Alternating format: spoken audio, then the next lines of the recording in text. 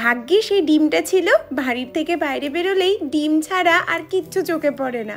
মাছ মাংস অত খাওয়া হয় না, তবে দোকানগুলোতে ডিম ভাজা আর তার সাথে ডাল ভাত থাকলে আর কিচ্ছু লাগে না।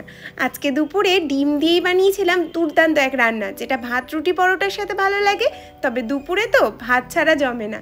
তো এখানে তেলের মধ্যে প্রথমে পেঁয়াজ, আদা, রসুন, কাঁচা লঙ্কা একটু লাল লাল করে ভেজে নেব। শুকনো খোলায় বাদাম ভাজা আর তার সাথে পোস্ত মিক্সিতে বেটে নেওয়ার পর বেশ খানিকটা ধনেপাতা দিয়ে ওটাকেও বেটে নিতে হবে। আর এইদিকে পেঁয়াজটাকেও বেটে নিয়েছি। 1 চামচ বাটারের মধ্যে একটু শুকনো লঙ্কা গুঁড়ো, লবণ দিয়ে ডিমটাকে এপাশ ওপাশ ভেজে নেবে, তাহলে কুসুমগুলো আর আলাদা হবে না। কড়াইতে ফোড়ন দেওয়ার পর প্রথমে পেঁয়াজ বাটাটাকে একদম শুকনো করে কষিয়ে নেওয়ার পর বাদাম আর ধনেপাতা বাটা দিয়ে দেব।